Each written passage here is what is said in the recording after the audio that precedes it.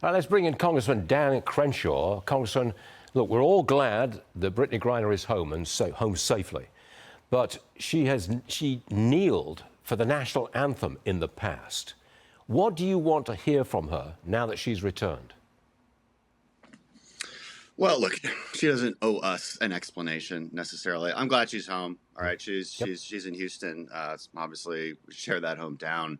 The question we're all asking from the policy and political level is, was this the proper trade? I mean, generally, when you're going to trade prisoners, there has to be some substance involved. There has to be some standardization as to what you're trading for. So you have a mass murderer on the one hand who had committed unspeakable crimes against humanity, killed potentially responsible for the deaths of tens of thousands of people in Africa, of children, of conspiring to kill Americans with the weapons that he traffics. This is a pretty big deal. At one point in time, he was number 2, only behind Osama bin Laden, as far as the most wanted. And so we're trading that for Brittney Griner. And the question people have is why? I mean, we have various prisoners that are still in Russian prisons. Obviously, everybody's talking about our former Marine, Paul Whelan.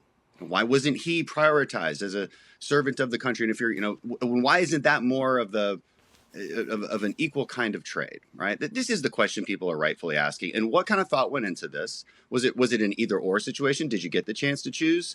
How did you negotiate? How did you use leverage? I mean, be open about this so that people aren't so upset. Yeah, good idea. Next case, Krysten Sinema leaving the Democrat Party, becoming an independent.